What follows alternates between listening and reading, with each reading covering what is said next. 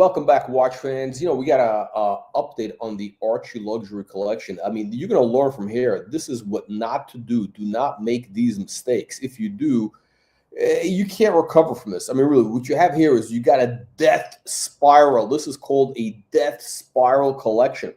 I'm going to update the banner. I'm going to update the banner, actually. I'm going to call it death spiral. Death spiral. There we go. Death spiral. Death spiral.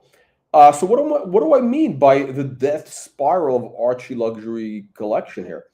What it means is at some point, if you make enough mistakes, you can't recover from it. It's like, and here's what we mean. Like, when you buy these garbage watches, shitter watches that, they just, there's no upside potential. They're just, trash, garbage. The problem is you're going to lose money when you sell them, right? And what happens is, Archie keeps he's been making that same mistake. He keeps, selling stuff, buying stuff, which is going to drop in value. Then he's got to sell it. So in other words, his asset, his base, right? The bankroll keeps shrinking and shrinking. And then what happens is also it creates a problem because, after you keep making these mistakes, you basically lose confidence in your own ability. Well, it couldn't happen to a nicer guy, which is Archie, this grifter of the Bogan of Brisbane, this insurance fraudster. That's right. We want to see. Listen, we hear from reliable sources that this so-called watch robbery, the watches are somewhere else, okay? And this guy collected the money, this alleged Fugazi insurance, this insurance grifter, okay? Total fraud. Now, let's talk about the Archie collection. He's doing another, again, this is a circular drama. This is like guys going circularly down the drain. I don't want to spend too much time on this because this is like, it's just a waste of time.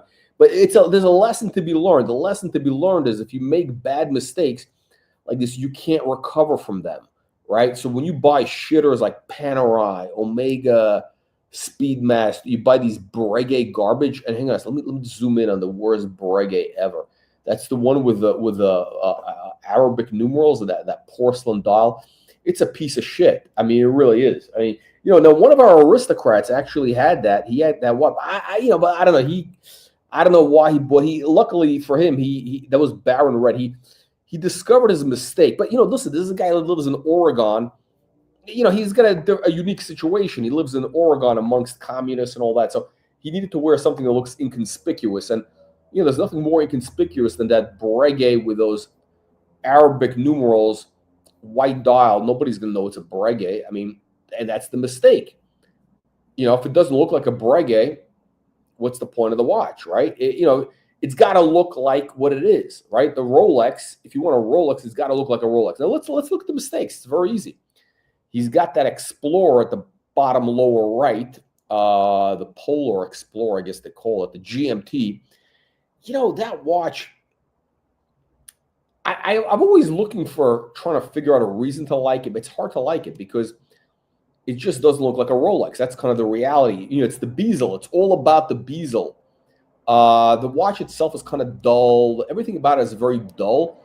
It's purposely dull. It's kind of for those guys who, they kind of want a Rolex, but they're very pretentious. They don't want to be seen. They don't want to be, oh, I'm not that Rolex guy. I'm special. I'm not just a Rolex bro.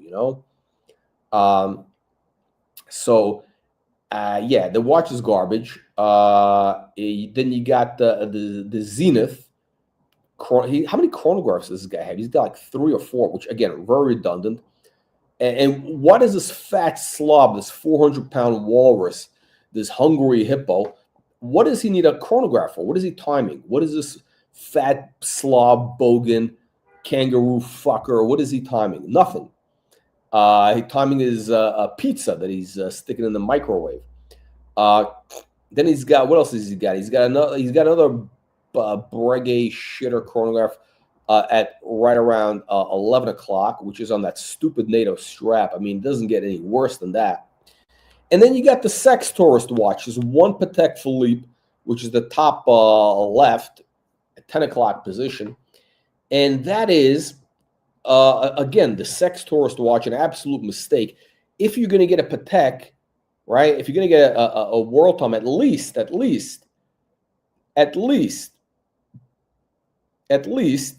you get something that looks like a Patek.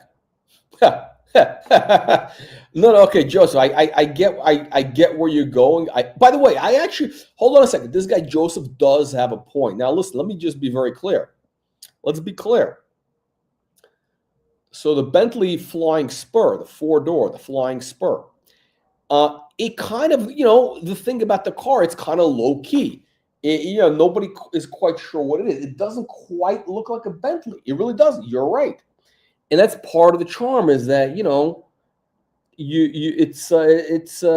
want the peasants to start rebelling. You don't want to tell the peasants to eat cake. You know what I'm saying? Like, you don't want them to know what's inside. What matters is what's inside the car, right? Inside the car, it's 100% Bentley. The engine is 100%. The engine, my speedometer has top speed 205 miles an hour. 205 miles an hour. That's all that matters. Okay, that's what matters. But it is kind of like, it doesn't quite look like what it is, right? Which is why they have a low resale value. That's the truth. It's that car is kind of an oddball car. It's an oddball, just like this piece of shit Rolex Polar Explorer. It's it's kind of the same way. It's kind of a low key watch for people. They don't want to be seen as having a Rolex, but what they do want a Rolex. It's very complicated. It's all psychological, very psychological. The Explorer. Yeah, the Explorer is nasty. Listen, I actually, that watch, if they redesigned it, it could have potential. It has certain, the bezel needs a little bit of a lift. I kind of understand what they're doing with it, but something about it just doesn't quite, just doesn't quite work. Now, the worst part is this bogan buys a $10,000 Louis Vuitton box. I mean, obviously got it at a discount. I don't know, paid a couple of $4,000. I don't know how much you paid. But why would you buy a $10,000 box to house a collection of shitter watches? No, that's not true. Bentley is very reliable. Bentley is generally very reliable. I mean, again, I'm talking about certain generation. I'm talking about I just know, look, I just know,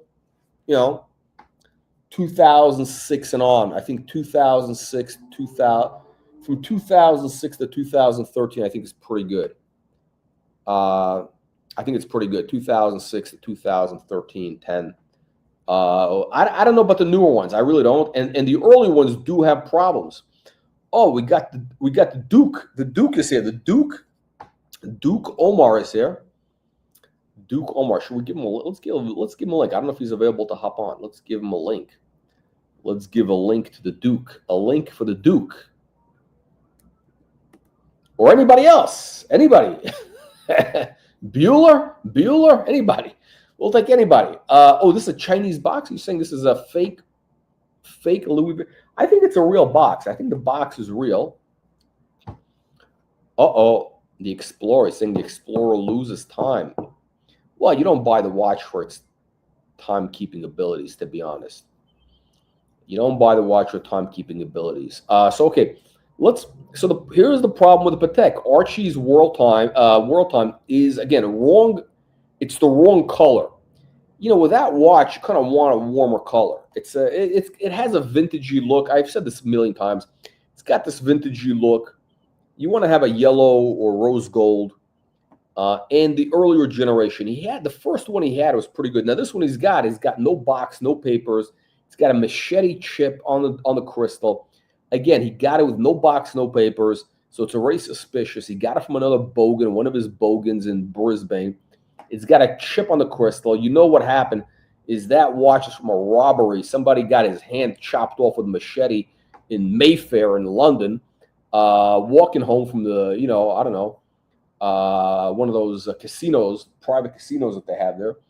And the guy, there it is. Now Archie, now this bogan is wearing it. This nasty and vicious bogan with those curtains. Look at those curtains. I mean, now he's got that box of Blue Label in the back, the Johnny Walker. How long has he had that box there? There's nothing inside. I mean, this guy, I mean, he's got garbage bags in the back. He's got he's got empty liquor bottles. I mean, that's like what an alcoholic does. They keep empty liquor bottles as to reminisce about, fond memories or something. I don't know. Fond memories.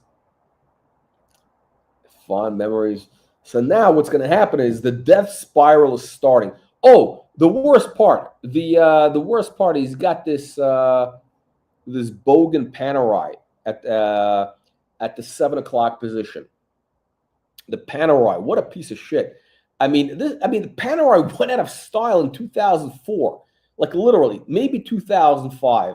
And even then, who was buying it? Knuckleheads. I literally remember the first time I saw that, that was like the hot watch, and literally, 2001. I think it literally was 2000, 2001. Panerai was like the hot watch. Amongst just shitheads, really total shitheads. And that's what happened. That's what happened with Archie. The Duke is here. Duke, welcome to the program. Hello. How are you, Colonel? Phenomenal. Now, Duke, hold on a second. Now, on this channel, we don't wear baseball caps indoors. This is a high-class channel. Right. I just stepped in from outside. So from outside, yeah. The what do you call it? Isn't it hot to be wearing a black baseball cap in California? It is, but it's. Are you trying to be like JJ Bukiak with a baseball cap indoors? No, it's actually navy, but yeah, it is actually it's quite hot outside. So I was just doing a bit of gardening, and I couldn't find my I had gotten this Borsellino straw hat, which is awesome for this kind of weather, but I couldn't find it, so it was one right by the door, so I just put it on. Anyways, listen, you don't have to make excuses. No, it was actually driving me a bit nuts because it was absorbing the heat. I don't think these kinds of baseball caps. And by the way, it's cashmere, so it's a Laurel. No, I was saying it looks. It's funny. It looks like a wall. Yeah, it looks like an expensive hat. What is that? Let me see. What is that? What is that? A Laurel Piano or something? Oh shit! Is it? It is. Yeah. It is. There it is, Mr. Laurel Piano. This is.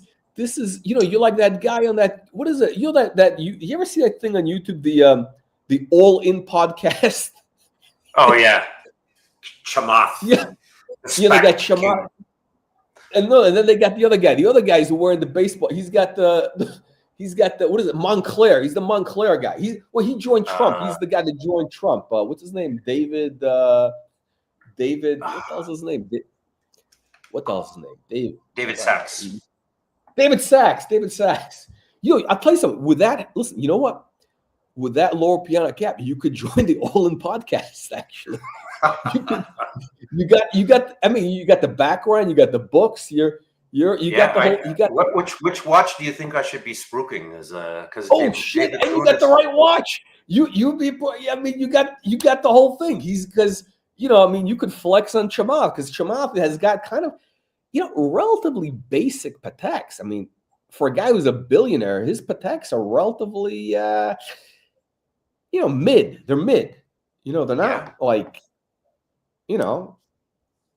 they're not what you would expect. Yeah, he's kind of not punching his weight there. I agree with you. Yeah, listen, with your what's on the wrist? What's on the wrist? I have the Metropolis.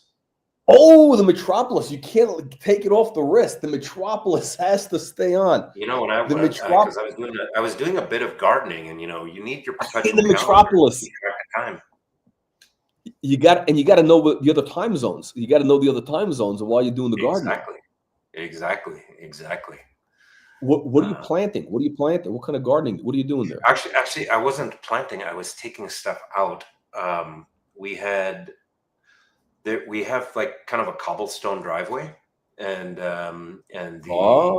there's like weeds growing. There's weeds growing through part of it. So okay. I was going to take that out because the gardener was like wanted to spray rather Roundup everywhere. It's not good. And so yeah. Yeah, you don't. So I was want, like, you yeah, I don't want want to make this. I don't want to make this into a toxic waste dump. So I just you do it don't the want old-fashioned way. Agent Orange. You got Agent Orange over there. You know. That's right. Napalm. What? But listen, the GM, the AP, that's a good watch for doing gardening. Actually, you know what's a better watch, frankly, is one of the gold ones, one of the solid gold, because that's more of like a statement. If you're gonna do gold, you might as well. You'll laugh, Colonel, because the AP dual time. So my wife is wearing that right now. So she loves gonna that get watch. it back. She loves that watch, so she was like, "Oh, I'm gonna." And today is her birthday, so I'm oh being shit! lenient. That's it. No, that's a great one. But now you actually have basically you got the two, the owl, the dual time. I mean, it's kind of like, I think there's another there in that series. What I think there's the perpetual. Technically speaking, there's the perpetual of that kind of time. There is. And actually, the vintage perpetual I like better. I mean, I like the new, the new, like the stuff that they've done to make the setting time easier on the new but it's perpetual. big. But the vintage perpetuals, I think in that same year or whatever the neo vintage is, I like it because that's 39 millimeters. So it is the size of the Royal Oak. What is it? The really coveted one. What is it? The jumbo. Although I don't think they're extra. They're pretty thin, but I don't think they're like AP markets them as extra thin, right? Like the jumbo. So, but those are beautiful watches. They've really gone up tremendously in price, even in the time that I've been tracking them. So, no, it's a wearable size. That 39 is kind of a wearable size. I think they're going for like 100, but I think you can find it for like about 100 in like a two-tone, about 100 roughly. I think roughly ballpark. For yeah, you're right. I think no. I think that's at that price. It is you can get it full gold. The two-tone is less. The two-tone I think is like 80-ish, if I'm not mistaken. Okay. But it's a great size. I find the newer APs, the 41, I have a big wrist, so I can still wear it. I just find it too big.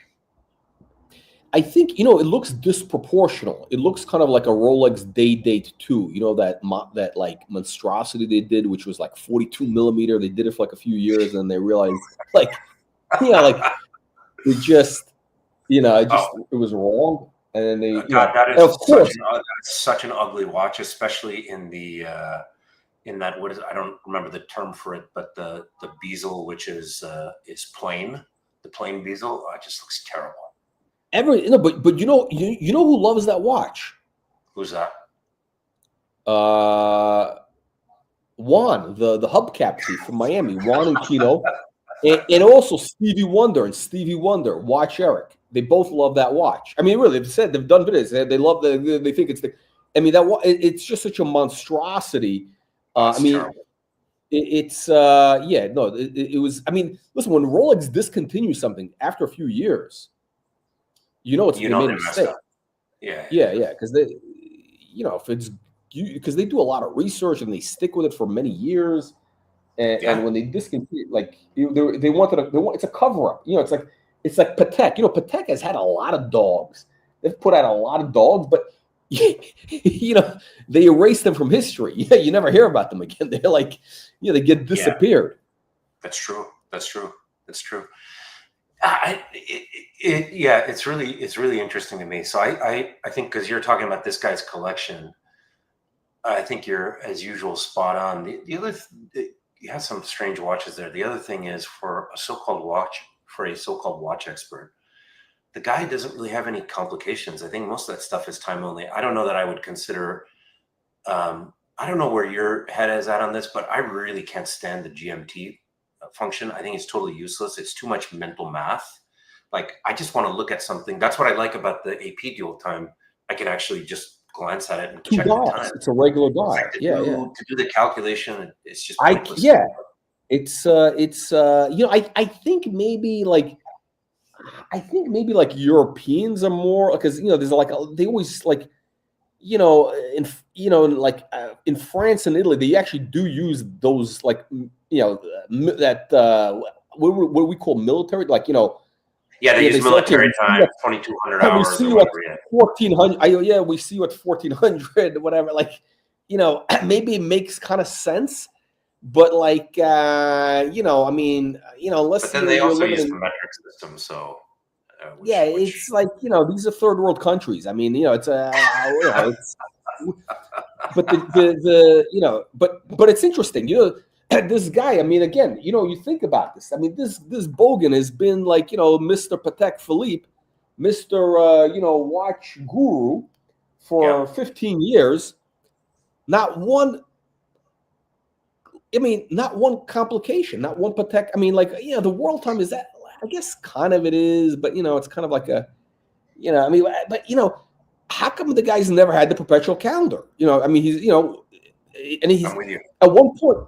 He's had like 6 Calatravas. Like literally, there was a point. You know, he had like 6 Calatravas at one point. Like literally, they were all the same. They were all like, one was white gold, one was yellow gold, one had a date on it. Like it was like a box. They were all full set, like with a box, but like at least 5 of them. So yeah, so now the collection is in its entering terminal velocity. Terminal velocity here. We're entering the death zone of it's going to get worse and worse. I mean, you know, he's going to be doing more of these what do you call it? E-begging streams, you know, because you know, what do you do when you sell a Panerai at a deep disc? You know, it's just gonna death spiral from here. You know, it's gonna go down. Downsizing to 2 pieces or 4 if pushed. Gosh. Nah, you know, listen, it's all bullshit. Listen, it's all just press the reset button on it. It's just dump it all. No, listen. It's all at the end. No, realistically speaking, you know, it's all just. I mean, it's just recycling content. Like, you know, the same stuff. Same circular drama. Should I sell? Like, you know, there's out of ideas. You know, how many times you know, it's hard to do a live stream every day. Like, so it's every day. It's like, oh, should I sell this? Well, you know, it's the same. It's like the JJ Boukiak show. It's the same. You know, it's hard to come up with new stuff. What do you call it? I was going to have you on yesterday. We're going to talk about Journe. Yes. I didn't finish that. I was watching that. In fact, when I was doing the gardening, I was listening to that episode on my phone, because that's shit. Because it's so weird. You and I are on the same. You're on the same wavelength. I gotta take this call. Yeah. Go ahead. Okay, I'm gonna be in a few minutes. I actually have to. Okay, hang on. Yep.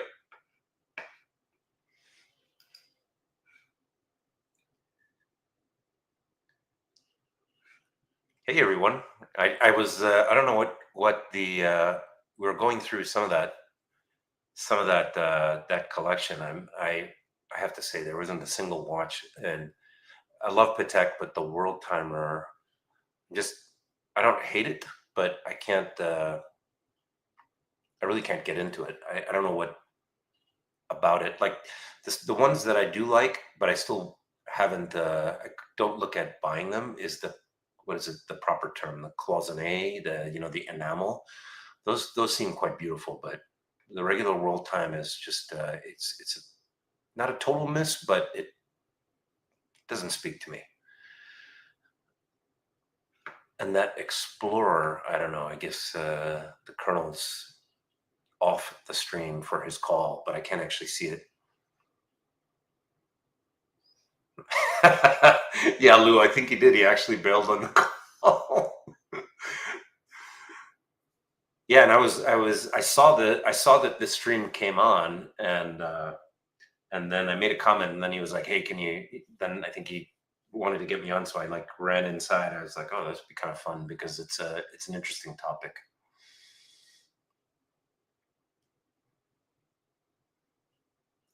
Let's see, Ugly South.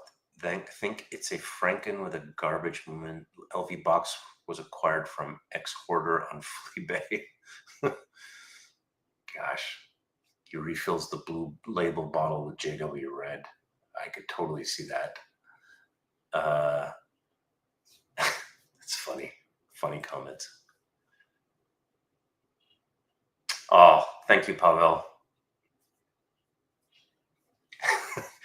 I don't really. I actually enjoy this channel. It's my favorite watch channel. I think the Colonel he's a really funny guy.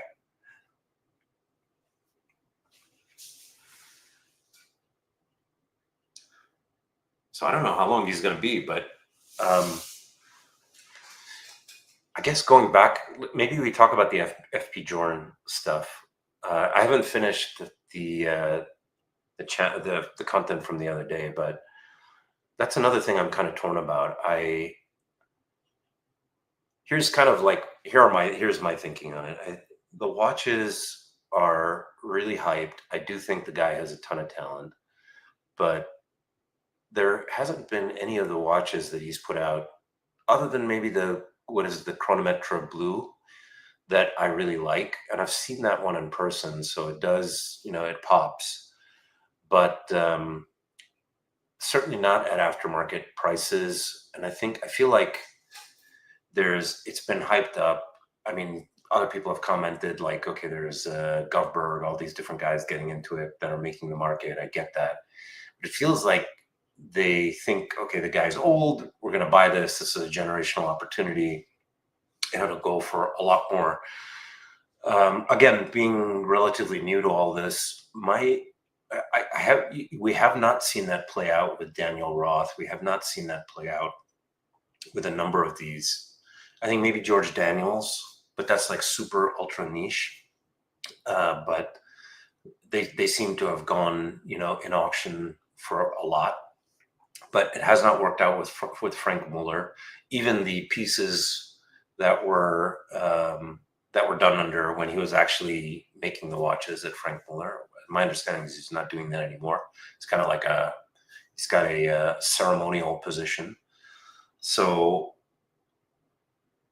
for me, there isn't a single FP Journe that I've looked at that has moved me enough to sort of write that kind of a big check. And then I just worry that it's so hyped and you're going to buy it. And then if it doesn't move you, if you don't love it, why would you buy it? That's the other filter that I have. It's got to speak to you. You got to really love it, because I'm not really doing this to trade watches or anything like that. At some point, my kids will inherit all these, and I'll enjoy them in the meantime. So yeah, I wonder if somebody else in the comments what their thoughts are, but none of them have moved me. Certainly not enough to pay the kind of money they're asking for in the aftermarket. And I think the sort of speculative bet is that the guy's going to pass on like we all do, and this is going to be worth like way more money. And I get it; the elements are there, scarcity, etc. But I just don't see it. I don't see it. Yeah, Lou, that's right. Maybe they will sell it. But my son's actually really into watches, so maybe he won't, and it won't sell his, the ones that he inherits. But then again, maybe he will. Who knows? Either way, that'll be, I'll be in another plane, so I won't care. But yeah.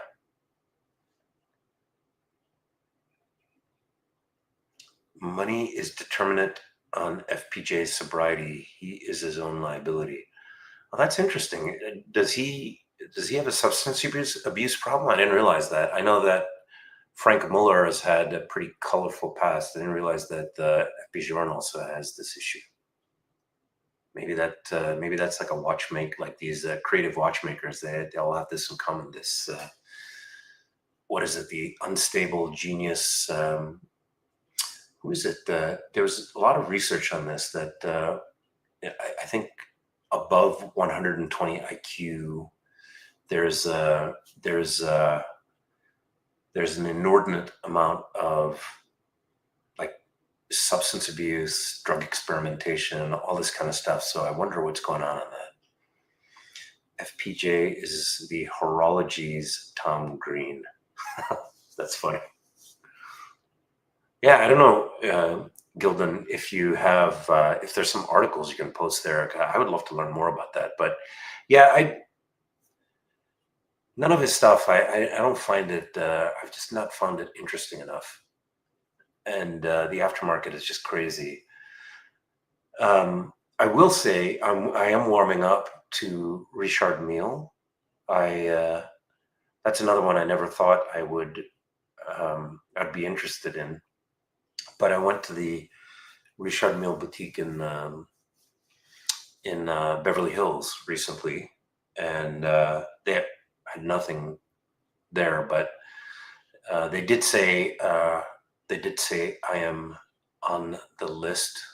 I don't know what that means or whether I'll be presented with anything ever. But the 6701, which is their thin one, or rather their relatively thin one, seems like a pretty cool, especially I think the one I told them I was interested in is rose gold. That one could be interesting, but let's see. I'm very much on the fence on that.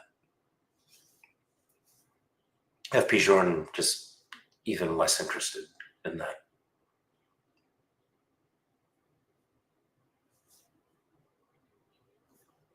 Let's see. I've actually never even used StreamYard. I'm wondering if I can bring up the video that the Colonel had.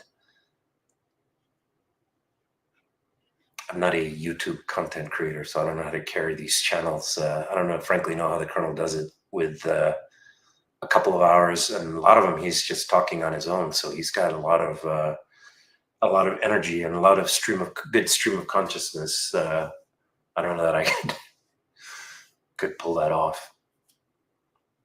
So I guess let me talk a bit about one thing that I have gotten into that I can credit the Colonel for is getting into these neo-vintage APs, and I think there's a lot of really, really good stuff there. They've really made some beautiful watches at that time. I've really gotten into them. I have the dual time with the white tapisserie dial. I have the owl in champagne, which I'm told was a boutique exclusive. Also, very, very beautiful watch like that. The tapisserie dial on that actually plays, especially outdoors in the light. It's just really, really beautiful. And I've been getting interested in a number of those kinds of watches. I did like the owl. I also do like the two-tone, but every time I get interested in a two-tone, my wife just never, not that she, is telling me yay or nay on these kinds of things, but she's like, she's very ambivalent about the two-tone. And so I haven't, now that I have the owl and that is in all yellow gold, I just love that. It's a beautiful, beautiful watch. And I haven't seen very many of them.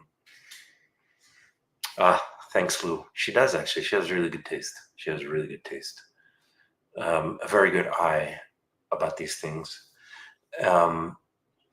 The other ones, so I have the Metropolis. I think that, in a way, it feels like there was, I don't know who was at the helm at AP at that time, but they were really kind of making some really, really cool stuff. And I sent this Metropolis for service because the perpetual calendar side of it wasn't working. It was keeping time, but the perpetual calendar modules are not working for some reason. So I think they had it for about 2 months. They told me it would be about a year to 18 months. So I got it back. I was surprised I got it back so quickly. But the AP boutique was, everybody that was working there, they were looking at the watch, and it's like, guys, you really need to make more. You need to make more stuff like this. I don't know why they don't. And maybe just, I think, who's the guy? Colonel calls him Mr. Miyagi. He does a lot of analysis, and it seems like number one, people want sport watches. They want time only, and I think if anything, they're going after chronographs because there's like some more going on with the dial aesthetically. But so maybe the demand isn't there, which is kind of sad to me. But I do think there is if they were able to make it. I mean, these guys, they've done it before, so I don't know why they don't do that. But so that neo vintage AP, I think there's a lot of, they've done some interesting stuff. We talked about this last time. I really like the neo vintage Patek as well, and then I think this is maybe one area where the Colonel and I would probably disagree. I actually like a lot of the new Patek stuff, especially the stuff they've come out this year. I think it's really beautiful. It's hard to get, but it's beautiful. I also do like the travel time complication. I travel a lot worldwide. I find the travel time would be a very, very useful function to travel with. So, and then let's see, Vacheron. I've really gotten into the catalog. I think Vacheron makes some beautiful, beautiful stuff. In a way, I'm not quite sure because they're part of Richemont. One would think they'd be a lot more adept at marketing, but they just don't have much buzz. It's a shame, because I do think they make very, very beautiful stuff. So, those are kind of the things that was the other one. JLC, I like JLC quite a lot. I think they make some beautiful things. I agree with the Colonel, though. I think they need to focus more on precious metals. Again, I'm not sure why they don't. I'm not sitting in the halls of their strategy.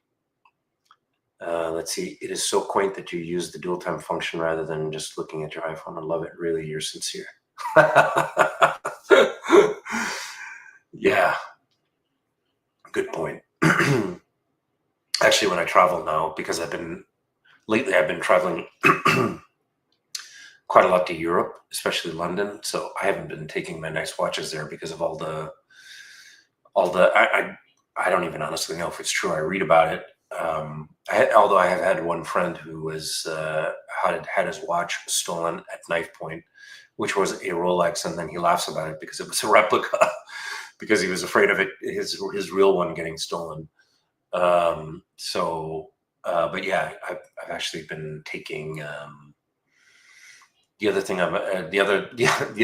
I don't talk about this with the Colonel, but the other the other part of my collection, I actually have Casio G-Shocks. I actually like them a lot. I think they're very cool watches and kind of interesting retro. So I take those. I'll travel with those.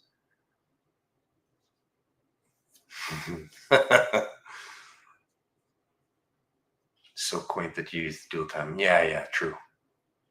Well, actually, I should be straightforward. I actually do not own a Patek dual time, but it really interests me to see. It seems like a useful complication to travel, but maybe it's not. I don't know. But I'm interested in it, like especially the Aquanaut travel time. I like that one in rose gold. It's a beautiful watch. Okay. I honestly don't know how to carry this one any longer with the Colonel gone. So, thanks for tuning in, everyone. I apologize. I wish I had more to talk about. But since I don't do this for a living, or I don't do this at all, other than just jumping on this channel every now and then. I wish I could do more to entertain everyone. But thank you. Take care. Enjoy the rest of your week.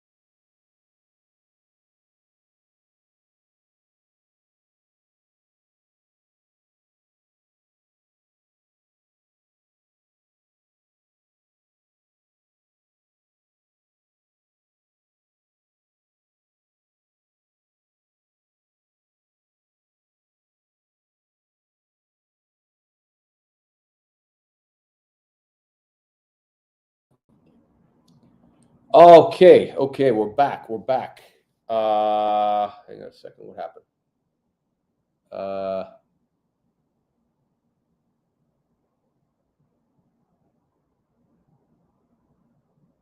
Okay, hang on a second. Okay, hang on.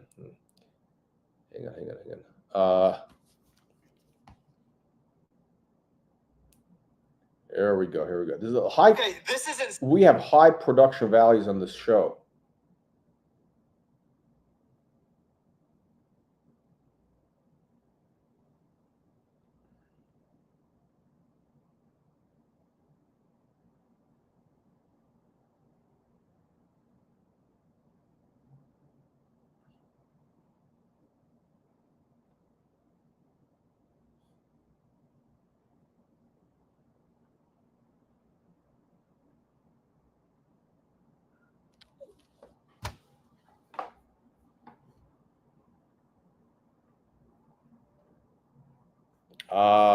Here we go. Okay, here we go. Wow, there's 4 people watching. There's 4 people watching. And there's nothing on. What an unbelievable channel. Here we go. Oh, it's his wife's birthday. Oh, okay. Shit, I'm sorry, you were saying that. Happy birthday. Okay. Here we go.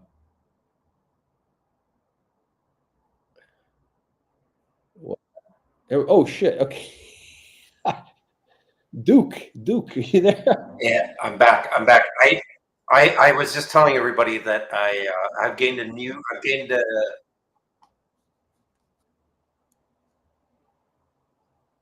Are you there?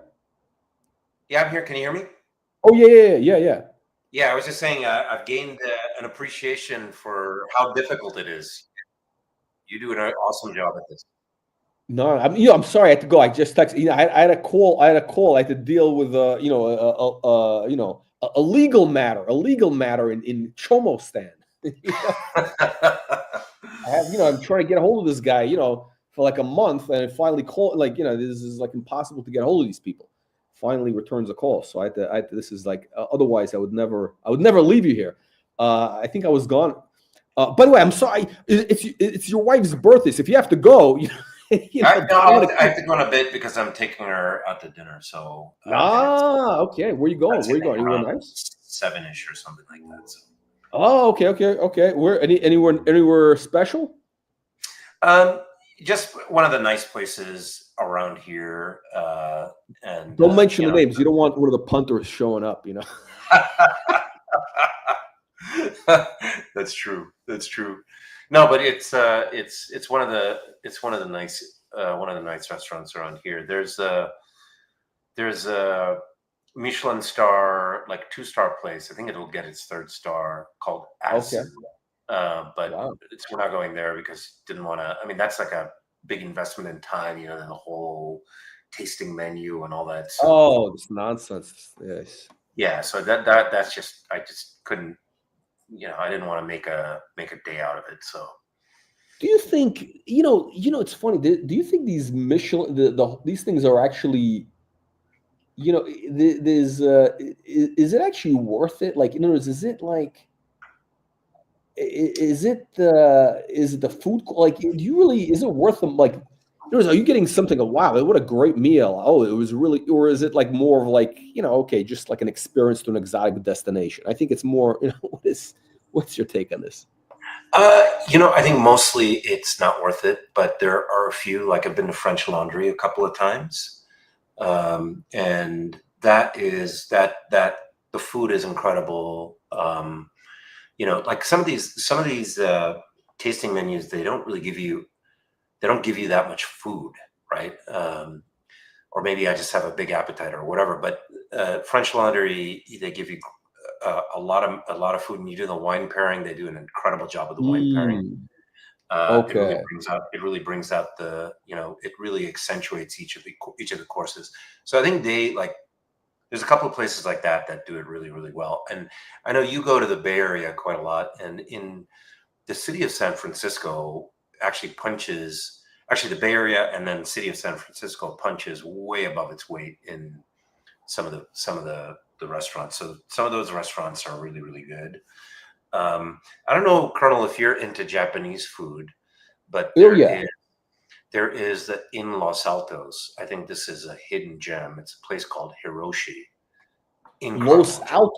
Los Altos is where that's in like where that's like 40 minutes away from San Francisco. It's right next to Palo Alto. So I used to live in Palo Alto. Okay. So that place is incredible, absolutely incredible. The guy is a real, most of these Asian restaurants where they fail is on the dessert because, they're like a lot of these Asian countries don't have like Western, they don't have they have dessert. Whatever mung bean dessert, and I mean it was just total crap as far as I'm concerned. But this guy actually makes this custard homemade, like it's his mother's. I mean, it's out of this world good. It's a very simple dessert, but it's awesome. Oh, okay. A couple of them I've had really, really. I mean, they're in those cases they're worth it. Mostly they're not. I think it's just. I think my thing is like I just want to have like a good meal. I want to have I don't need like a fancy. It's funny. I saw this interview with I saw some video. Where did I see? There's a guy. You probably heard. It's there's this guy Carbone. Have you heard of this restaurant chain? Oh yeah, Carbone? yeah. I've been to Carbone in New York City. Yeah.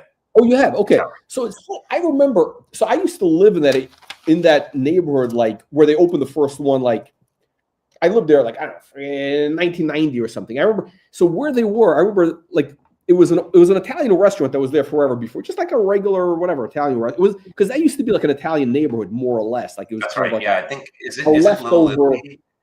Yeah, it was like a sort of a West Village, little. It was kind of like if you've ever seen the movie, what is it? What the hell is it called? Is shit with Mickey Rourke. What the it'll come to me. It takes place in what the hell is the movie? It's gonna come, but it took place and it was in that neighborhood. but I remember when they were opening that restaurant. This must have been like I don't know 10 years ago plus. I saw that they put up, the restaurant was closed and they put up this old sign. They call it this Carbone. I said, wow, this looks very pretentious. Like it's going to be something like the Pope of Greenwich Village. Pope of Greenwich Village. Yeah, the Pope of Greenwich Village. That's where it took place, basically.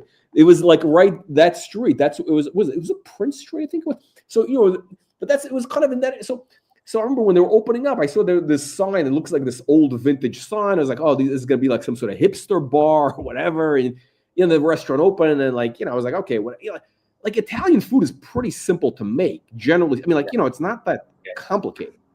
That's right. And like I could, it's like, so it's like, so I was like, yeah, where should I go this place? I mean, there's other I don't go to Italian restaurants in the U.S. because fuck, I could do it myself more or less, Yeah. It's like, but there was an interview with him. I saw it, and I've never seen this guy before, but he said something very interesting. We said, look, there's two types of restaurants. There's like, the place which is they do like the basic thing that like your grandmother did, but they do the best version. That's like gonna be the best, like whatever the spaghetti meat, whatever it is, spaghetti meatballs, whatever it is, but they're gonna make it like absolutely killer, right? They're gonna do it the best. And then there is like a different school of thought where it's like some chef that like, okay, I just want to do something completely different that you've never had in your life. It's just going to be a novelty thing, blah, blah, blah. And that's like, like all these other, like, they're going to give you a small portion and like you may or may not like, and you're probably going to come back there like once or something. And that's kind of your Michelin 2-star restaurant, whatever. Right. So I don't know. What do you think of that concept? Does that make sense? No, it makes sense. It makes sense. So I'm actually I like to cook. I think we've talked about this, and then I went to Cordon Bleu.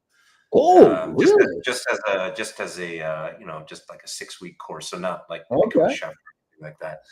But yeah, I mean, Italian. That's a great thing about Italian food. I mean, French have a haute cuisine, right? So because they had an aristocracy, so they have peasant food and and an aristocrat cuisine. Italy never had that. Yeah. And it's, but oh wait, so let me. How was Carbone? Was it like amazing restaurant, or how was the food? It's really excellent Italian food. The other thing that he has, I don't think he does it every day. I think it's just on the weekends. He also has a prime rib course, and normally Oh, I'm not. And normally I'm not a fan of prime rib, but their prime rib was awesome. okay. Listen, if you approved, okay, all right. Now we know. And also Carbone, Okay. Carbone is very, very good. Very. Okay. I mean, Okay. the best Italian meal I've had in New York City was at Rayo's, and I bid on a table there because the Rayo's is they have it's not even membership. What is it called? Like they have their patrons which have bought tables and they stay in the family. So mostly regular people, you forget about regular, even if you just can't get a table there unless you're a guest of somebody who owns a table. You want to hear something crazy? You want to hear something crazy? Sure. I actually went out. Well, I don't know. I went out with the daughter of one of the owners. I think it was the two brothers. I think it was brothers. Mm-hmm. I think I didn't know. I had no idea that was her father. She said, all of a sudden, she says, "Oh yeah, my dad is." And I was like, "Oh shit!" Like she is because it was always assumed that they were kind of like involved with the mob, pretty much. That's right. Kind of. That's right. I was like, I think they've had some. Yeah, well, one of the guys on the HBO show The Sopranos. But I'll put it this way, Omar. Put it this way: if she got upset with me, it would be pretty easy for her dad to say, "Listen, find some guy to have me whacked." It's not like he would have to look hard. I mean, like literally, because it was kind of a mob restaurant. It really back in the 25 years ago. Still, yeah, it was still kind of. But she told me the guy's never been to Italy. He's never been to Italy in his life. Really? Interesting. Yeah, I was shocked. I was shocked. Yeah. Wow. Yeah. This is a long time. I'm with you. But the food was good. You're saying the food is great, but that is Rayo's is basically your nonna's cooking, but it's like the best, right? And so they have simple food, right? Spaghetti, and actually the meatballs, of course, like spaghetti and meatballs really is kind of an American dish. In Italy they put the meatballs on the side, right? But it's fantastic. I don't know if you've ever, like Rayo's markets, you can actually go to the grocery store and get their Rayo. That's my favorite sauce. My whole family loves that sauce. Hold on a sec. Okay, so this is okay. So I've had their sauce, right? But you know which one? And I was like, it was nothing great. But the one from what's that? You didn't care for it? I mean, Carbone's has theirs too, which is also the Carbone sauce was actually good. I was like, because a Whole Foods has that on sale a lot of times for like $6. So like for $6, it's pretty good. I mean, actually, no, I'll put it this way: it's the best sauce I've had. I mean, in that $6 range. Yeah, their sauce, the Carbone sauce. And I think at Whole Foods, they also have, again, I guess it depends on location, but they also have another one I think it's called Marzotta or something. It's like it's another Italian, but that's very good too. Yeah. That's okay. So those are my two go-tos, especially when they're on sale. I usually buy up a bunch of them. Mm-hmm. Yeah, so I really like the Carbone sauce as well. So definitely, and really like Rayo's. The standard marinara I really like, and then the arrabbiata. It's actually got surprising amount of spice, so I like those. But I use that as a base sauce, and I make my own. I make my own. What is it? I wouldn't want to call it a ragu because the Italian purists will say it's not really a ragu, but it's just a meat sauce, right? A red sauce. Okay. And I put ground beef, and then my trick is to put a bit of ground lamb in there. Okay. So good. Okay, okay. Because that's like a Pakistani thing a little bit, right? It's like a little the lamb is like a Well, there's certain parts of Indian that Italy the that eat lamb as well. So, but oh yeah, I put it okay. in there because it gives a bit of funky. It gives a like a little bit of funkiness, and so Yeah, yeah. you should try it. It actually turns out fabulous. Okay.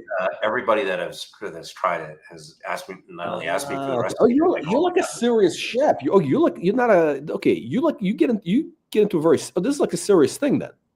It is, yeah, it is. Okay. Yeah, yeah. You're a renaissance man. I enjoy. I have a lot. I create cooking for me is like a creative pursuit. So I consider myself like a very creative person first and foremost. And so cooking is a creative outlet. I'm also like a self-taught painter. So I do oil painting and things like that. I mean, I'm not, anywhere. You're seriously into art, and I appreciate art as well. So I'm not any good at it, but it's fun for me. Neither am I. I was never good at it. That's why I gave up. No, wow. Okay, wait. So you're in terms of cooking thing is like what do you specialize in? What's your like main thing? So I grill, barbecue, and then Okay, I will do. So I also specialize in Italian food. really? Um, and That's your yeah, specialty? well, outside of grilling, Italian Shit, food, and we then gotta get Uncle Curly. We gotta get Uncle Curly on here. He was gonna try to like steal you away from our channel. That's his that's his big thing. Uncle so Chomo. yeah, Italian food, and then the other thing I've started getting into is the cooking rather is the cuisine of China. Oh, So yeah, really? yeah. I don't know, but it's kind of is it interesting? It's kind of I don't know. It's like It's uh not. It's actually the dishes that I'm at a super basic level for like because I'm okay. just beginning to try that. But yeah, it's interesting because the spices are different, and then Yeah, yeah. like you'll have cooking. So for Italian food, you'll use red wine, and in Chinese food, they have their own different like rice wine and other. So it's like the flavors are very different. But I studied. My undergrad I did in chemistry and cell and molecular biology, so it's an interesting one from a Oh, chemist perspective, like what's going on there, right? There's a lot of so you'll see these world cuisines. There's different things that obviously there's different spices, but yeah, they're yeah. trying to solve some sort of chemistry problem or something there. So it's interesting for me in that respect as well. I want to ask you a question. Hold on a second. Sure. I like Indian food, right? Now, Mhm. the problem it's like the best Indian food I've had has Uh-huh. been so in London. I haven't had it anywhere else. I've had it in London has London. the best Indian food in the world. Period. I've Now been to India. I don't know if it's but the places I like are they call it Indian, but it's really the guys who are like Pakistani or Bangladesh. It's like they Yeah. call it Indian, but it's like Pakistani. You ask them like, where's this from? Like, the guys are from Pakistan, right? Yeah, Because yeah. I Well, think the Pakistanis, I'm Pakistani by birth. Yeah, so but they're more I spicy, agree with more, but they're more spicy, right? Pakistan does more spicy, I think. No, a little bit. you. So there's North Indian cuisine and South Indian cuisine, and Pakistani food is like what most people associate with Indian food is in fact North Indian and Pakistani cuisine. But yeah, the Pakistani food actually the main difference is not spice. Although there's actually different kind of spices that true Indian food uses. The main difference is that true Indian cuisine is vegetarian, right? Because Hmm. Hindus don't eat meat. So the meat part of it, because India or what is now India was part of the Mughal, the Mughals, which is the Islamic Empire. So they ate meat. So a lot of if you go to India, they call that Mughal, what they call it Mughalai cuisine, which is Okay. Islamic cuisine. So yeah, it's Pakistani food. I don't think actually that it is spicier anymore or less spicier than Indian. Who makes the chicken tikka masala? All the chickens is that's Pakistani then? It is Pakistani. It was actually a Pakistani chef. That's a dish that was invented in the UK. Yeah, it was Oh, you're invented kidding. in No, You're no. kidding. It was invented. So it's not even it's not even okay. It's crazy. Yeah, yeah. Just like Uh, General Tso's chicken is not a Chinese dish. It was invented in the U.S. wait. So the best food. So I don't know what it is, but like in the U.S., like for example, I've only had Indian food pretty much in New York, Hmm. and okay, I think it was good, but for some reason it's always. But when you have it in London, you realize, wow, like I was basically eating dog food. It's like it's like a world of difference. I don't. It's like it's like it's a total order of magnitude. And Yeah, you'll get some good. There are some good hole in the wall type of Indian and Pakistani restaurants in New York City. There are some really good, but they're not like this place where cab drivers will go, and some of them are Yeah, I was gonna spicy. say the cab drive places. Like I don't, but it's gonna be somewhere in Queens or whatever. Like I don't know. It's somewhere out of the Well, way. there's in Murray Hill in New York City, right? There are a couple of really good places there, but again, And that whole strip there, that strip was yeah, on like what is that little. yeah, it's Oh, like it's funny. I what used to is live it? there. Like Okay. 30th and 27th and Lex or something like that. There's some good places. You know what's fun? Yeah. You know what's fun? I just remember. Actually, a cab driver took me to one Curry in a Hurry. Curry in a Hurry. That was his Hurry and favorite hurry. place. Yeah, This that's a guy was. chain now. That's a chain Oh, now. is it? Yeah, It's yeah. a I think. chain. Well, they have like multiple ones, as I understand it. Okay. Yeah, but there are a couple of really good ones there. And then, yeah, I mean, I'm not going to bother to go out to Queens. But there are some really good ones there as well. Much more authentic. But yeah, London has the best Indian Pakistani food, and a lot of I mean, it's great observation actually. Just like a lot of the Japanese restaurants, especially in Southern California, are actually owned by Koreans. A lot of the Indian restaurants in London, as I understand it, are mainly Bangladeshi owned, and Bangladeshi cuisine is different actually. Oh, is it So different? yeah, because they actually use a lot of seafood in Oh, their interesting, dishes. interesting. Okay, Yeah, okay, okay, okay. they No, use no. So they use seafood. They use seafood. The other thing is the oil that they use. Their base oil is mustard oil, okay. and From who? so From Bangladesh? for Bangladeshi food, yeah, is mustard Okay. oil. Mustard oil. So Okay. yeah, yeah, and Wait. so So in so North and South India, the big difference. South India, they use a lot of coconut oil. That's kind of their base oil, and then in okay, Northern India, they'll use ghee or clarified butter. okay. Um, so yeah, So what is So I've noticed like in New York, the Indian food I've had was always like kind of oily or greasy. In yeah, London, it's not. it's It's not. not. And then Yeah, and the other place I've had a really good Indian food was actually in Vegas. There's a place uh-huh. which it's run by these guys are from Nepal, right? Hmm. So and it's amazing. The food is amazing, and it's now they do something which apparently Which is one is not that? a Is that Mount Everest? Mount Everest. How do you know about Yeah, it? I've been there. Yeah, yeah, it's very good. Yeah, Oh, so in your opinion, that's good. So if it's good. you rate it, Very good. okay, okay.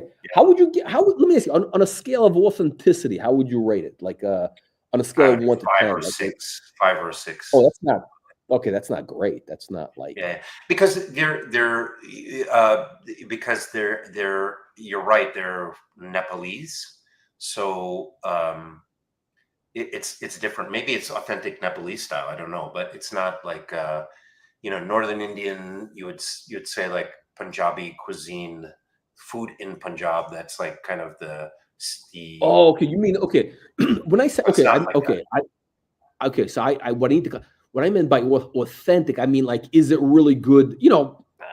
Oh yeah, More or it less. is. So in that I would give it like Like a yeah. 7 or 8. Yeah, yeah, yeah. Oh wow. Okay. Okay. Okay. Yeah. Yeah. No, Okay. it's very good. I agree. I've been there. Yeah.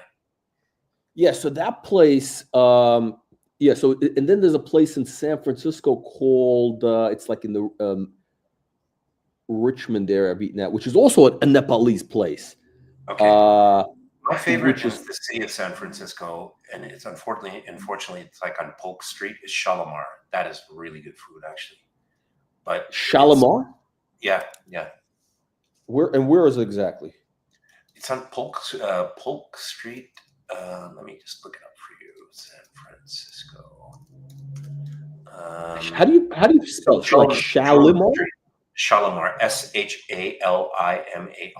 Oh, like and which street? Where's it? Polk and where? Jones Street. Oh, really? Okay. Wow. Yeah. Wait, Polk and Jones. Wait.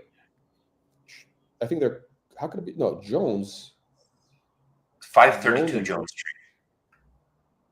Oh, 532 Jones. That's got to be near the Tenderloin almost. It is. It's in a shitty area, but the food is awesome. Okay. Oh, really? Okay. Yeah.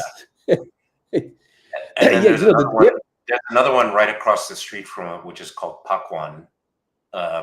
And so Pakistanis that live there kind of debate which ones people have like their partisans between Shalimar and Pakwan. But yeah, it is actually. I think it is Tenderloin, technically. Yeah, so it's a crappy area, but that area gets a little bit. It's a shaky area. I mean, it's like you can't take your breguet there.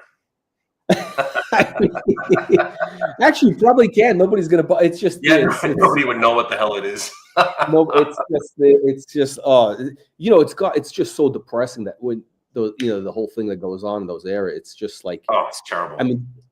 I mean, can you imagine? This has got to be like one of the wealthiest cities in America, and it looks like a worse than any third world country. Like it's horrible.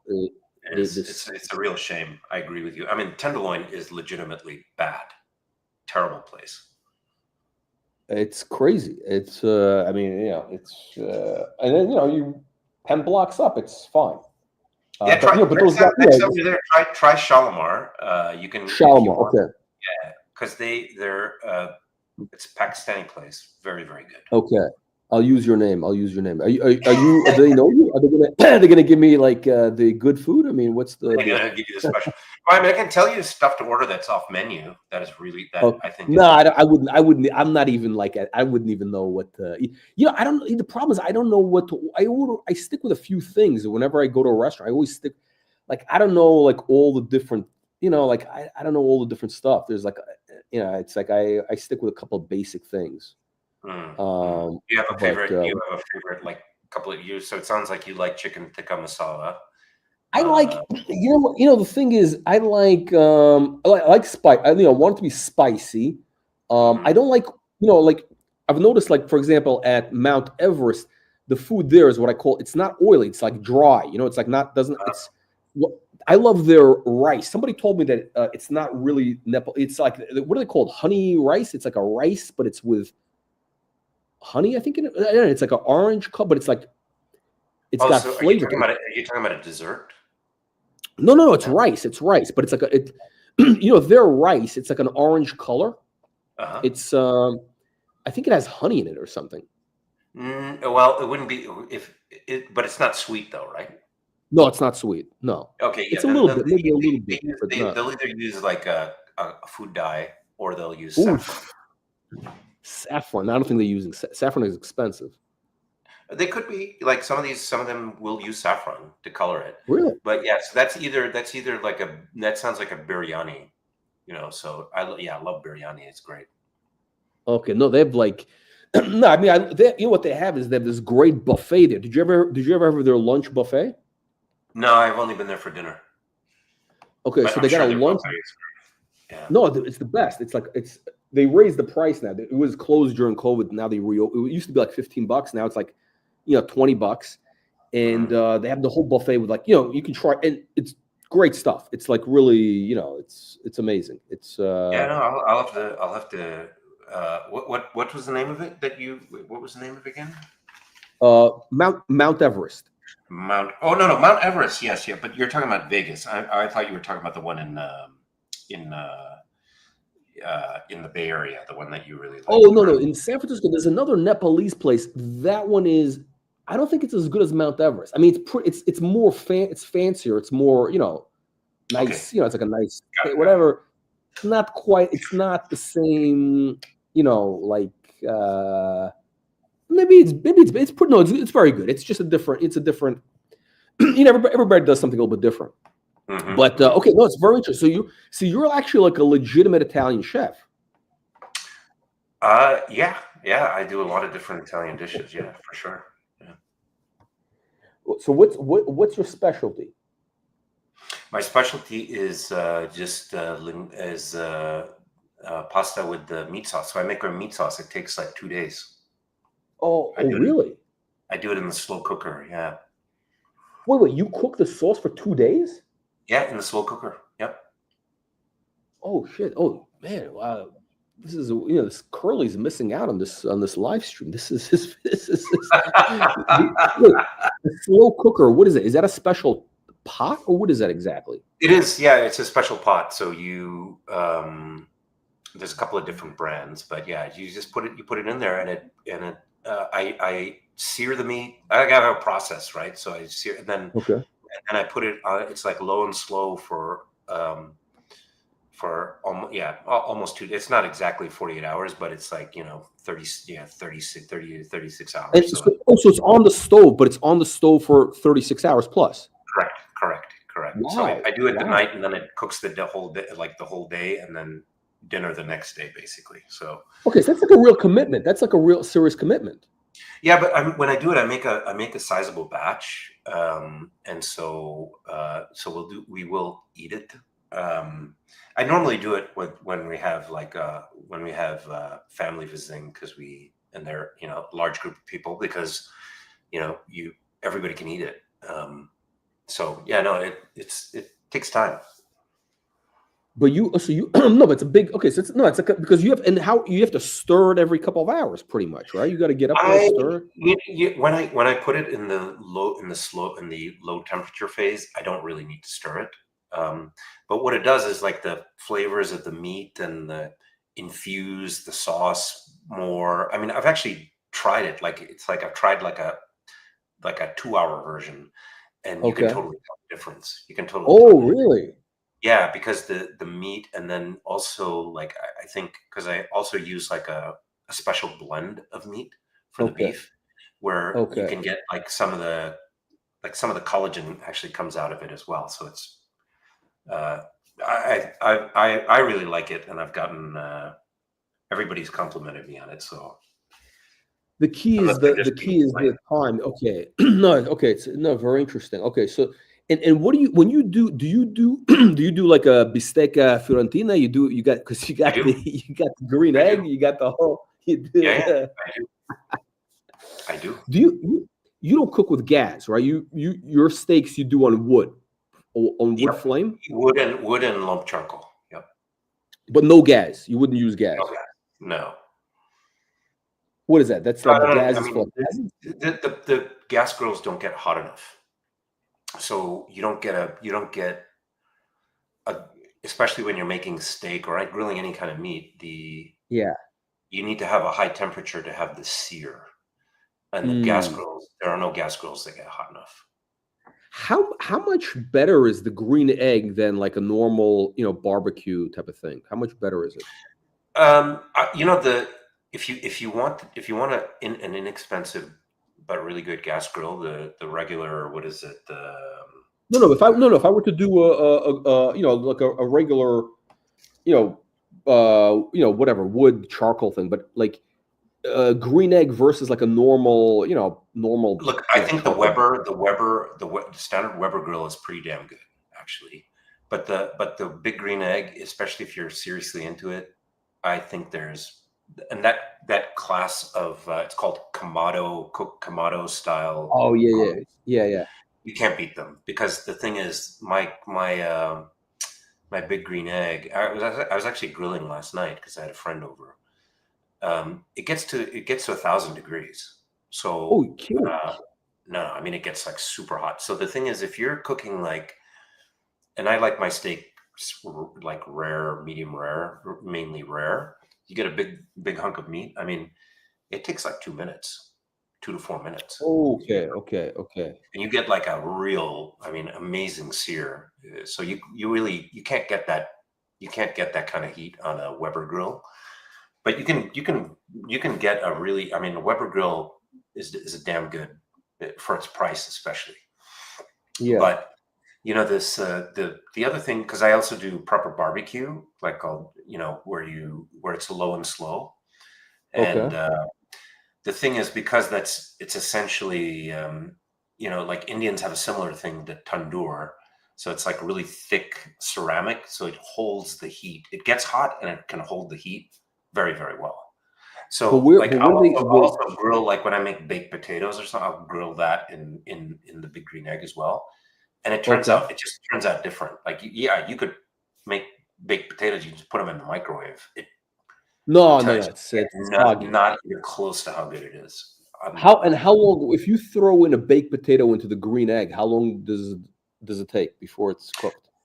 It depends, because I I typically allocate like 40 minutes minimum, but I'll put it on there for an hour, because I'll also make Well, but it's 1,000 degrees. You just said it's isn't it? well, yeah, Isn't yeah. it No, I 1,000? don't. So I do it. So the way I do it is in the beginning. So I'll get the charcoals. So it gets to that temperature later, right? So I'll put it on. Okay. I'll put it in because I Okay. have to time the meal. So I'll put the you know, the potatoes and Okay. the Okay. sweet potatoes and the yams. I'll put them in first. Yeah. It'll get up the Got it. temperature, so about 40, and you know those things, they have a high moisture content. So you'll be surprised. They take a long time to cook, even at even at a high heat, like 400 or 500 degrees. Like if you put your oven at 400 or 500 degrees and put potatoes, it would take anywhere from, depending on the thickness of the An potatoes, hour. It takes at least an it would hour to take you get an it right. hour. Yeah, yeah, yeah. That's Yeah. right. So But I put them in. I thought with the Komodo thing would be faster, so it's not faster. No, no, it's not. It's not. It's But not. It's but not. it's better. It's better than a regular oven. It is, because you get like kind of a char on the outside, and Mm. then because it gets it.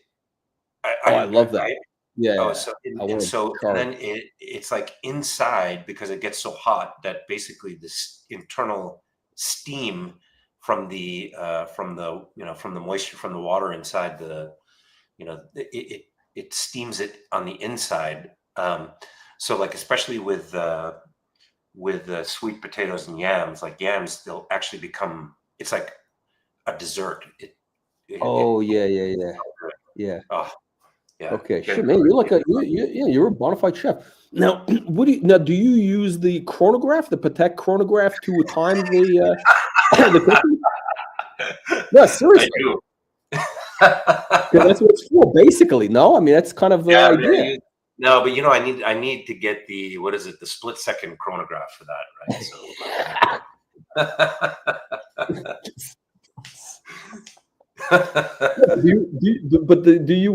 Because that probably helps, no? Because versus some other, So if you want to time you know, in all seriousness, because I was wearing that yesterday. So yeah, I did use the chronograph for part of it. I used it because I also grill corn on it.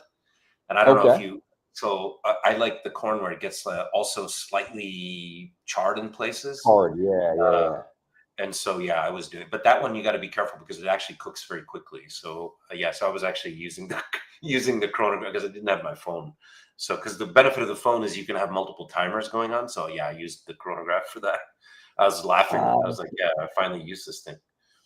That's what it's for. I mean, because that's the whole point of the yacht master is, it's a good timing. I mean, I'm pretty simple. I'm only timing like one thing. And it's 1 hour is it's more and is enough. Yeah. But no, it's wow. Okay. So okay, so tonight you're going out. Birthday with the Hmm. wife. Hmm. You got the AP, Metropolis. Yeah, Metropolis. that's right.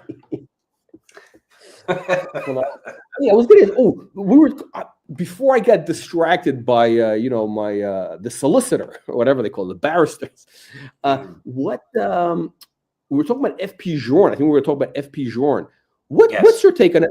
What's your take on the whole FP Journe thing? Do you think it's? Would you ever get an FP Journe? Is the question.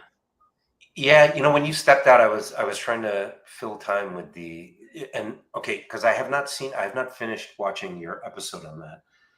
There's nothing to watch. It's not that exciting. I Okay. Here's my take. I feel like the guy is an innovative guy. He's creative, right? Creative genius in that way, maybe. I have looked at and tried a number of pieces. None of them spoke to me enough to write the big check for one. They just, they're like, I don't think they're crap, but they're not like, I think people talk about them and it's almost like this self-referential thing that people just like talk about it. Masturbation, mental masturbation. Yeah, it's not, none of it has moved me enough.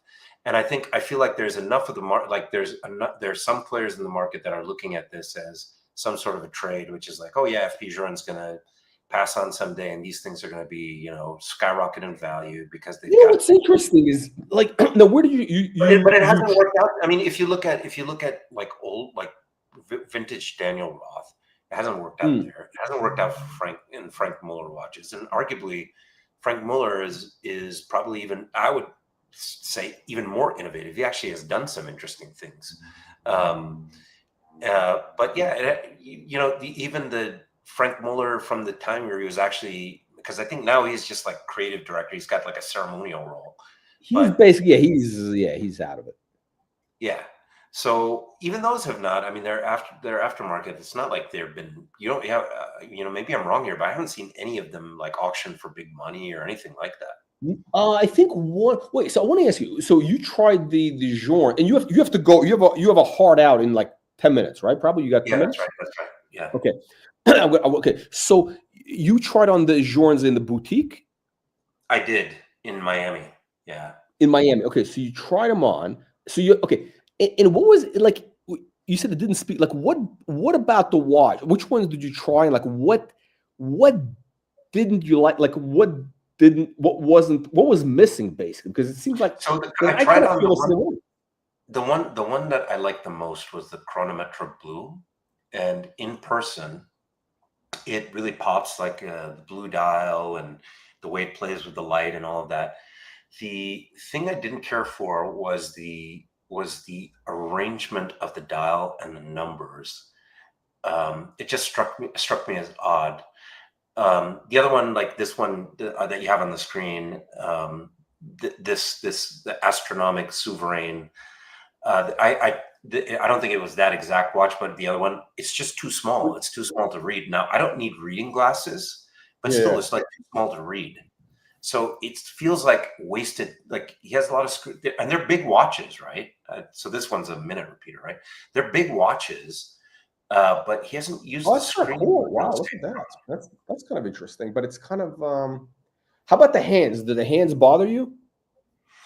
I didn't love them. I just felt, yeah, I didn't care for them. Yeah, I didn't like dislike them, but they weren't. I didn't like them. They just kind of I don't know, the hands just bother me. Like it's they're, I don't know what it is, but that's his language. That's his design language. It's a big part of his hands. That's and I was like, when you had stepped out, I was saying I find like as much hype as there is you go to the neo vintage Patek, you go to the neo vintage AP, like you look at the Metropolis, like I don't and I'm not saying this because I have one, but there isn't a single FP Journe that I think is as interesting as the Metropolis, you know. And so I wasn't impressed enough. I mean, it's like, is it the small dials? Does it bother? Is it the like, he keeps doing these like small? Totally it's a small dials. Yeah, I just finally figured it out. I think that's the thing that's irking me is the small dials. It's like what, like it's he's got a lot of writing on it. He's got on the dial. He's got a lot of like text. He's got like he's writing a yellow pages there, and he's got these little dials, which is like missing the whole point. I want to know what time it is, right? Like that's the main idea. I want a big thing, and then you can fit on other stuff. Like he's got these little dials. And why do you think he does it? Like, it's kind of his thing. He likes to. Is it like what is it? What's the point of it? I don't. And the Chronometra Blue actually is time only. But the thing is, the numbering is not it's not uniform. It's like on the you know, like when you look at the Patek, compare the 3940 to the 5140, you know, the date wheels, some of the dates, some of the like, some of them are smaller and bigger, and it just looks odd to me. Yeah. And so, yeah, How come? You know, it's interesting. He's been around for a while, right? And nobody cared about this brand up until, like, you know, last, what, 5 years, maybe? I 5 think years, I so. think. Yeah, I mean, it's like super hyped up. Yeah, And it's been getting, but like, you know, and it's a very kind of particular. It's like a very particular design. It's not a universal. It's not something that appeals to everybody. You know, it's like no, I think I described it yesterday. It's kind of like, you know, it's like this. It's not like a supermodel. Like everybody says, okay, she's hot. You know, okay, everybody. It's not universal beauty. It's kind of that's like right. this girl. Like she could be a model, like a super, but she looks kind of funny looking. Something about her is kind of off, but you know, it's part of the charm. I think that's kind of Journe. It's kind of, it's not. It's something is off. Like it's the Yeah, and everybody's it may be saying, more like those people who have like foot fetishes, like they're peculiar. yeah, that's. I think that's what it is. Okay. So maybe Journe is kind of the foot fetish of the watch community. It appeals to that kind of, like, you know, or whatever weird fetish people have. Like everybody, there's like a million different, you know, there's a whole probably spectrum, right? It's like, so Journe is kind of, yeah, but the foot fetish market is a big market. That's kind of like a mainstream one. It's not like some like real weird one. So Yeah, so right. the foot, but that's kind of what it is. It's kind of just enough. It's just enough to kind of, you know, you get enough people, but it's not like completely mainstream, right? It's not like That's right. that's what it's the same thing. It's kind of like it's probably yeah. Look at this. He's got all the numbers. he's got tape on a like giant piece of tape here. Like it's kind of like, you know, when they drive those new model cars, like they don't want you to know what it is. They cover them up with whatever. That's right, with Guys, that weird camouflage wrap okay, or whatever. so you Yeah, would basically, okay. So your take on Journe is you would never want one. no, no, and I've tried a couple. Here's the one. So other than the Chronometre Blue, I tried on the Octa Reserve, and that one I really disliked. It's very peculiar. You're right. In a way that, you know, part of it is because like you see this, at least. I mean, this is an area you have a lot of expertise in, but like art kind of has to speak to you at a subconscious level, right? Yeah. And so at a subconscious, I just like it. I had a negative reaction to it, right? I didn't care for it. Yeah. It's and I'm just trying to understand, like, By why the is way, it that I have people. that same feeling. I have that same feeling with Lange. You know, Yeah. Okay. It's I have some interesting. friends who are so into Lange, but I just don't get it. Well, you know what? Okay, so I think Journe and Lange, they're both very like Germanic, right? And Mm. you know, speaking of fetishes, you know, the Germans are into a lot of toilet fetishes. You know, without, you know, this is a family friendly show, so we're not going to cover the details. But you know, everybody knows what we're talking about. And That's right. those kind of Germanic, like Lange and what's the other one? The other guy, Glashütte. Yeah. Same idea. I mean, nobody will argue that the movements are not beautifully executed. They are. Right. You know, everybody will say that. And are they accurate? I'm sure they're accurate. Yep. But there's something about them they all have that, like, you know, toilet fetish vibe. I think FP Journe has got the same thing. It's got that toilet. It's some sort of, but it's on the spectrum. It's in that spectrum. I don't know if it's the foot fetish of watches or the toilet fetish of watches, but it's in there. You know, it's in that kind of, you know, not non-mainstream, like you know, non-mainstream type of thing, you know? It's kind of in that zone. It is. So, it is. Yeah. I mean, that's. It's funny what that do you we're think? talking. Do you think that most? Do you think? What do you think that most of the people who buy like Lange are into like weird toilet type stuff, or like, do you think that's the thing? I wouldn't be surprised. Like, for example, you know, like you talked to you. This is the part where I did catch on the last stream there. But like the Elegante, I don't get that watch. I honestly don't. And set aside that it's quartz and whatnot. It's just I don't know if you've seen it or tried it in person. I did not care for it. No, at all. It looks cheap. It looks like cheap. It looks like it gives me it's got that cheap hooker vibe, basically. Like it really has that, you know, I look at that watch, I think of like, you know, cheap like hookers, like, you know, that's what it is. It's like, you know, they all have, it's like, I think that's what the market for these watches is.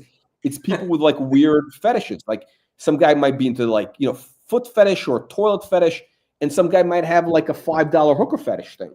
You know, it's they have that, you know, thing. And by the way, nothing wrong with it. I'm not here to judge people. I'm not judging. Exactly. What people do in the bedroom. I don't care what they do in their bedroom. It's not my business. But like, but I think that's what.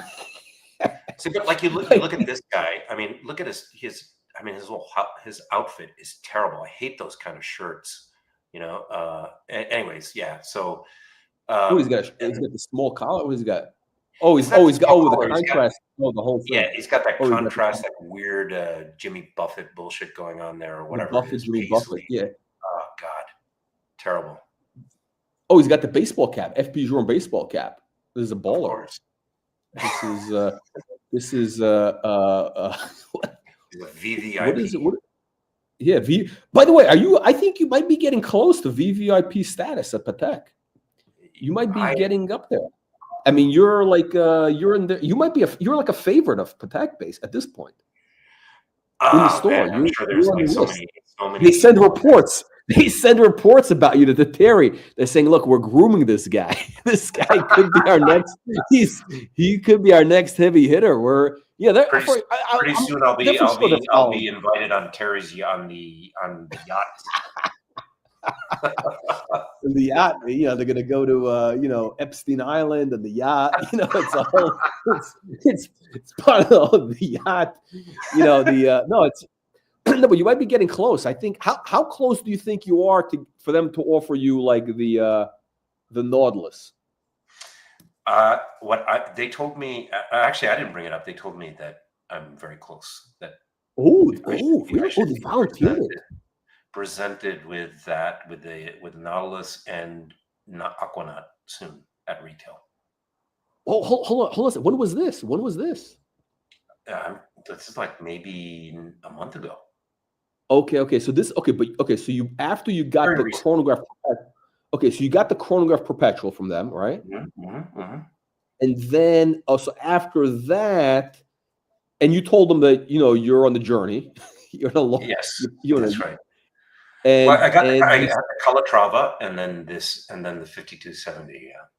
No, but the new watch, that's the thing that really puts you on the map. Okay, this guy's like a real prospect. You know, the Calatrava is okay, you know, and you know, like whatever. Yeah. That guy, you know, even after the Calatrava, they started offering me some real hitter watches, right? So really, yeah, they did. Oh, they did. I don't know why. I think just I had spent. Like I said, I hit it off with the salesperson at the boutique, and so she's advocated.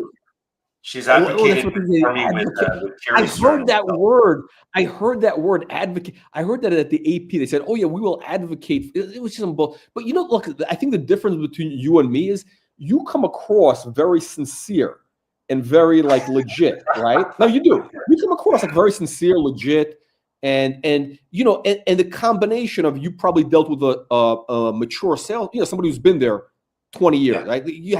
They're like a real person. They're not like somebody last week they were selling shoes or whatever. You know, this is this is part of their thing, right? Whereas myself, I come across like I come across not as legit. I think it's just part of my thing. I don't know what it is, but I've heard that. You know, like I've heard I come across a little bit sleazy.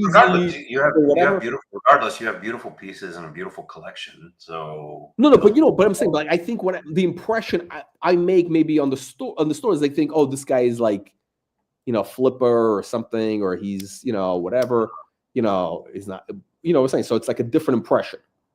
Right, It's a right. different. Yeah, I don't know. I So don't, yes, I'm not getting anywhere with these people, but you are. You're basically living the dream. You're living the AD. This is what everybody wants. You're living the watch. You're living the punter dream. You walk. yeah, I You mean, walk into I'm the thing making out good of the headway. blue. I'm making good headway with AP as well. After I've politely declined a couple of uh, the privilege Diplomatically. of buying of code 1159 a couple of times.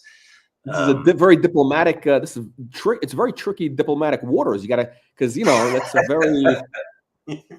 yeah. And then I think when you had stepped away, I said I've actually been I have been making headway with Richard Mille as well. I went to the boutique in Ooh. Beverly Hills, and I don't know that I even want one, to be honest. Like I wasn't dead set against it, but I just don't care. Like the aesthetic doesn't really speak to me. But I tried on the 6701, which was in rose gold, and it's like their thin one. And I actually Yeah. liked it. I wasn't like, oh man, I must have one, but I actually liked it. So then they called me back and they said, we would love to basically, Oh.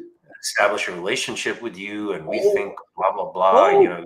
You should be part of the team Richard Mille, they said, quote unquote. Oh shit! Oh, you live in the dream. No, really, it's like a big deal. I mean, in reality, it's a Well, scam. But let's see. They haven't offered me but anything yet. So, they but just, maybe they're just being polite. but Duke, you know what I think? You know what I think? Again, if you want some unsolicited advice, I do. I think this watch. I think it's on the Hmm. screen.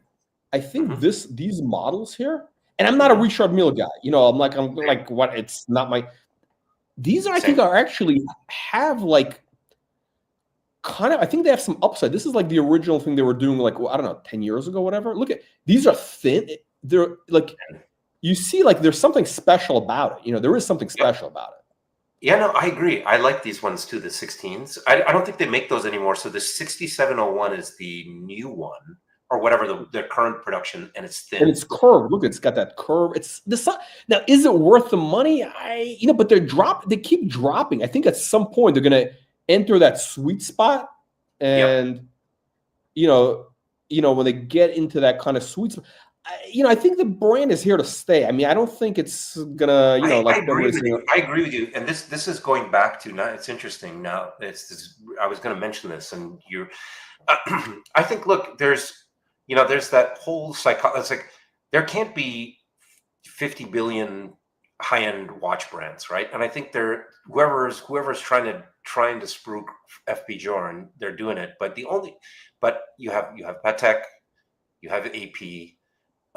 You have Vacheron, which is Holy Trinity, but Vacheron doesn't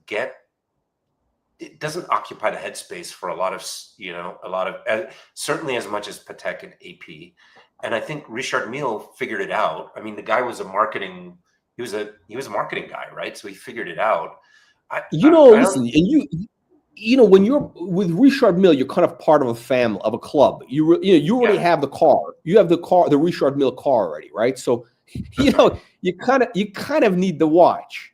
You that's kind right. of need the watch. It's like Yeah. the guy. Did you see that video we had with the interview? The guy in LA with the guy with the Richard Milles. He's a young guy. He's like in his 30s. He's an investment banking guy, and he's got like three. I think two or three. Two of them. Three of them. Two or three. Did you see that Wow. video? I did. Yeah, I know which one you're talking about. Yeah. And he's got the Ferrari. I don't know what's the model of that Ferrari. The whatever it is. I don't know. I lost track of their numbers. Like after 2000 and I don't know 5. I don't know. I I don't don't know what the remember new number. the video. Do you ever go I to the don't. meetups? Do you ever go to the club? Are you part of the club, the Ferrari club? Or you go to the meetups and all that? I have been to only one. Because this is one thing that Ferrari actually does really, really well. Like you have that app, and then they'll keep offering you like you can go. Here's a week in Maranello. Here's a week Oh wherever. shit! You Yeah, can like drive. You can drive yeah. other Ferraris, and I mean, it's it's not. It's for a fee, of course, and a pretty hefty fee, but By the way, do you have to go? Let me know when you have to go. Do we have time? Yeah. I think it's already. I've got another 5 minutes. I've got another 5 minutes. Okay. So this guy, so he said like it was a big thing because he bought the car, which was like I think he paid 150 grand or whatever it was. And he said, but he goes to all the meetings and he met a lot of very cool people. Hey, listen, you're not meeting bums. You're not meeting, No. You really, it's a great. See, this is like watches, cars. Like you meet really cool people. I think I mentioned that a couple of times ago. Yeah, I've met people just through watches, and really generally they're good people. At least the ones that I've met. And then cars, especially like Ferraris, Porsches. I don't have a Lamborghini, but I'm assuming there's probably some sort of, I think the Lambo is like different. It's a different demographic. The Lambo is kind of, it's a different demographic. But the Ferrari, I mean, it's kind of like you should meet that guy in LA. I mean, you guys should if you. I mean, I'll hook it up. Yeah, I mean, I don't know. I've never met the guy. I don't know. But we've talked. I mean, he's a legit guy. You guys are part of the family. You guys are part of the Richard Mille family. You got the car. You got the whole thing, right? So they called me and they said that they said all the right things. Again, let's see whether I'm ever offered anything and when and all that. But I feel we're talking about Patek. We're talking Patek, yeah. Well, Patek on the Nautilus and the Aquanaut, and then Richard Mille. So I mean, I did the whole thing where then they invited me in, and basically they're like their process, or at least at this boutique, the process is you tell them you go through the catalog of stuff and tell them three that you're really interested in, and you rank them the one you're the most interested in, second and third. Oh my god! Are you really that interested in Richard Mille? I really am not. I mean, I probably shouldn't say this on here because if somebody really Richard Mille is watching, they probably do track this stuff down. They probably do track it down. Yeah, it's a small world. They probably they have investigators, whatever. But you probably would buy one of these vintage ones. I think that's kind of could be at some point. No. Yeah, it's I've definitely warmed to it. Like I think again. I mean, I'm as you've pointed out. I mean, I started from I'm relatively new to this, right? So I'm also kind of coming up to speed on something. So like my first view of Richard Mille is like, I don't, I'm not like I'm not Jay-Z or something, right? I just felt like that kind of thing. But I've warmed up to it, and especially after trying the 6701, I really liked it actually. Yeah, I really liked it. Okay. So you're in the you're a prospect. You're a prospect for them. You're a prospect. Yes. Somewhat. But I got a feeling that you might be getting a Nautilus in the next maybe 60 days. You might be getting a Nautilus. You might be getting that R, the 50. What's the 5140R? I think is it the annual count. What's the one with the calendar? Nautilus. You mean the perpetual calendar? Yeah. No. The rose gold. The one with the brown dial. What do you call it? It's got the moon phase and calendar. It's the 5140. I know which one you're talking. No, not 51. It's called the. I don't know what it's the Nautilus. The 5712. The 5712. The chocolate. Yes. Yeah. Oh, that's a beautiful one. Yeah. So I would love it. Yeah. So if I were offered that one, I would jump at that. The other one I really like is that white gold perpetual calendar. Just beautiful. The 5740. Oh, that's I think that's the ultimate watch. The only thing with both of those is I don't know if they have it's like it might have been the upside might have been pulled forward for like a while. Like it's kind of the Nautilus thing. I don't know, but it's not like you're going to lose money. I don't think it's going to be like, oh my god. But it's kind of like it's not it's you really basically you have to like it for the thing it is. But what if you have it. Worst case, you could always, there's still a premium. It's not like, and it's not like you're going to flip it. But there's still, there's still that. Listen. I think you know what? It's, at some point, it's kind of like you only go through life once. You might as well have. Listen, like I know a guy. There's a guy, kind of. I know his guy is probably worth like $100 million. He's got like basic Pateks. And I was talking to say, yeah, why don't you have like I'm wearing like I'm having a glass of wine. I said I'm wearing my 3940. I said, listen, you got like a billion times more money than I. How come you don't have a perpetual? Because this guy's like an engineering type of guy. He's like an engineering mindset. He's an older guy. He's not older. He's like probably 60 or whatever. He's an engineering type of guy, so he appreciates the mechanics. I said, what are you waiting for? What do you I mean, you have a Calatrava. Like, why don't you get a 3940? I mean, it's like it's a rounding error for you. I mean, like the guy spends more money on wine than that watch, Yeah. And so what did he say? I don't think he understood it. I think he just kind of like he's kind of a simple guy. I mean, he's like I don't know. It's not for. He's got like a Calatrava, like a basic, Datejust. I don't know. It's not everybody gets it. You know what I'm saying? It's like it's like But look, I think you've made a number of really great calls. The 3940. I mean, I'm just that is such a beautiful watch. Unfortunately, it's just gotten. I think it's really run up in price. By the way, I still look at that sometimes and think even like 100 plus 120K, because I think you've said it could be a 250K watch. I mean, I wouldn't be surprised, honestly. 10 years at some point. I mean, I exaggerate. It's not going to be next year, but it could be in 7 years. Year, but like years, yeah, because like I'm in the cars too. You see this in cars, like Ferraris, for example, because at the end of the day, it's low production. It's still low production when you compare it to the rest of the automotive market.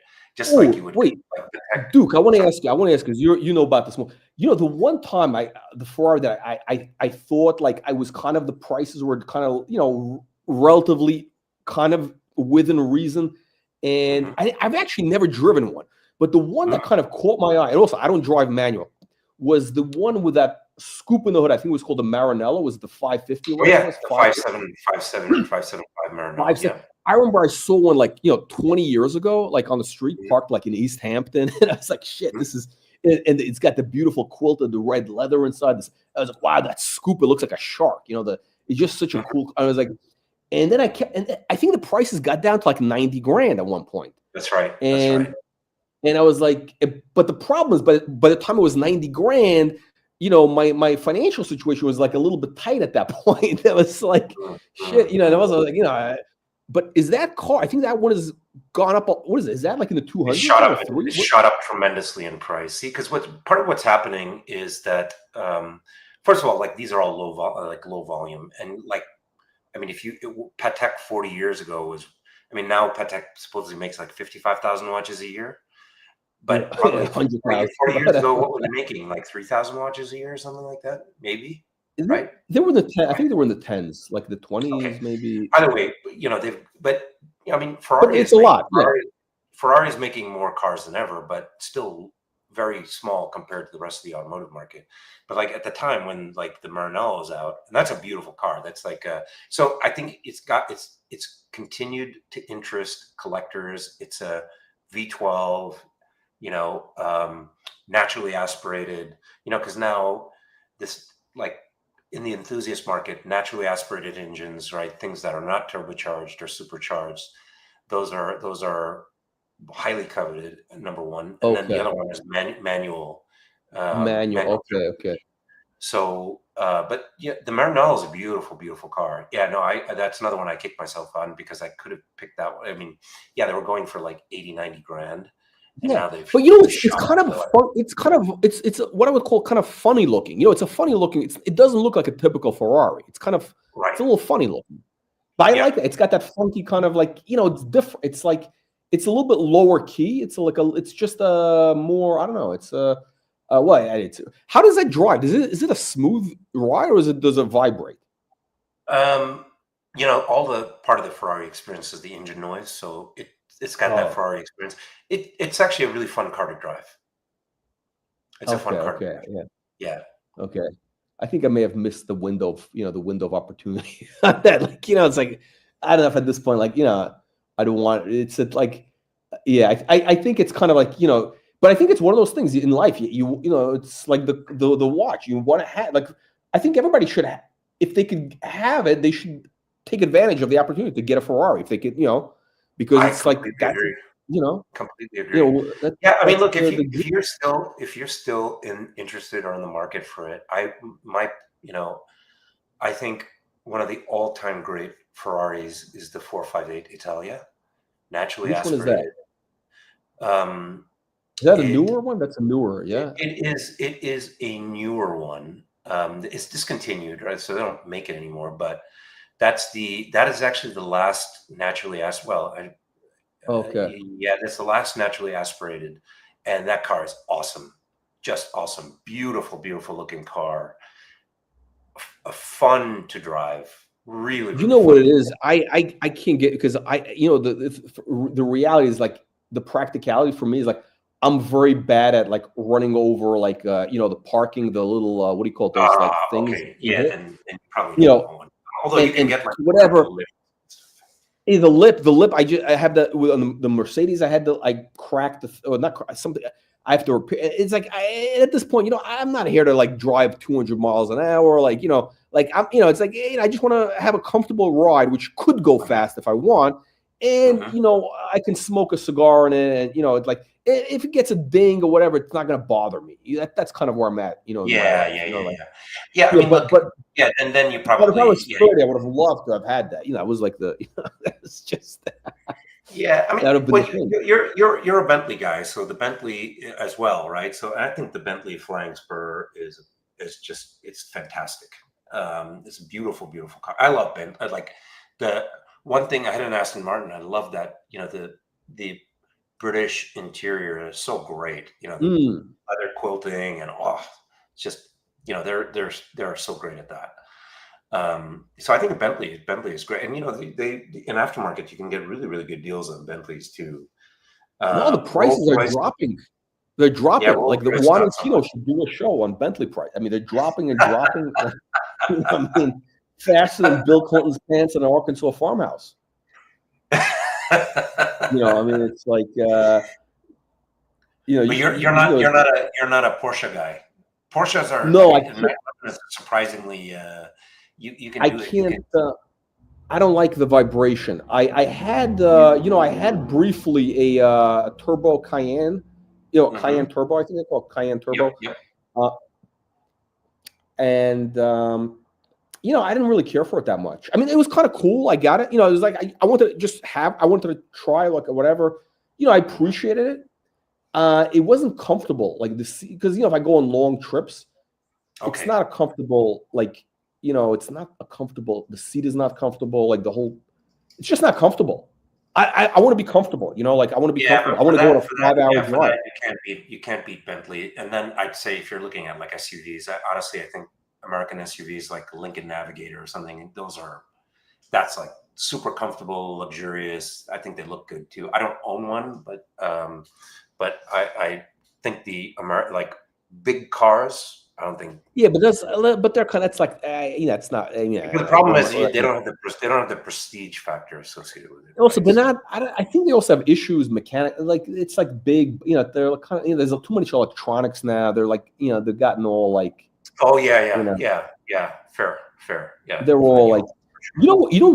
which one is kind of cool, which is the Bentayga, the Bentley Bentayga. Yeah, The I think prices the are. Bentayga is a great car. Yeah, that's definitely on my list. There's one I like I think they're getting into the 80s in the 80s now. Yeah, that's right. That's right. That's right. You know, Actually, you can even get much better deals than that, especially in Southern California. But then, really? oh yeah, yeah. I've Well, seen some for like in good condition for 50 grand, you're 55 kidding. grand. With how many miles though? With how many miles? Oh no, I mean, they're not like 200,000 miles. Yeah, no, I something I'm thinking like 80,000 miles. Oh, that's high. That's come on, that's high. That's high. It is, but that V12 engine. I mean, it's very like I've had talked to my mechanic friends, and they're like, yeah, the engine is like, the thing is like basically is built like a tank. So But it's not the engine. It's all the other stuff. Actually, I shouldn't say that because the car's it's not like the Range Rover. It's actually pretty good. There's no issue. Oh, the Range Rover is a piece of crap. Yeah, I mean we've talked about that. But but I think also like my mechanic told me that he's got guys coming in with, the Flying Spur that have like 150,000 miles, almost 200,000 miles. Now, Colonel, do you have the V12 or the W12? Of course, come on. Yeah. What do you think this is? A true aristocrat car, then, yeah. Yeah, well, that's the thing that makes it special. I mean, if you read the reviews, actually, I mean, people don't complain. I mean, yes, probably the maintenance is like it's going to be more expensive than a regular sedan. It's a little more. It's like an Audi. It's basically like an Audi, more or less. Yeah. So yeah. I mean, look. So then, at least the mechanics that I've talked to, they've said, yeah, this car is very solid. I mean, British cars have a poor reputation for the electronics, but I mean, I've had a couple of friends that I've had the Bentegas, and they speak very, very highly of it. And it's a beautiful car. It's a beautiful car. The one thing that bothers me is the fake air scoops on the front by the side. It's like, what is that? That's come on. Yeah, no, I'm with you. Yeah, who does that? But it's kind of one of those things that you have to kind of overlook. It's it's what it is. Oh, we got the Green Rush. Okay, Duke, are you? I don't want to. You have to hop. Yes, I do. Okay. Thank you. Happy birthday. Happy birthday. Tell your wife. I'm glad she likes the watch. That's her new gift. That's her officially. That's hers now. It's her. Oh, she loves it actually. So I wouldn't be surprised. It's probably gonna make it out of my watch winder case. You may have to buy an Ellipse, the one with the cocaine dust. Yeah, we cocaina. Yeah. Okay, we'll talk about that actually. All right. Okay, take care. Enjoy. All right, have fun. Take care. Bye.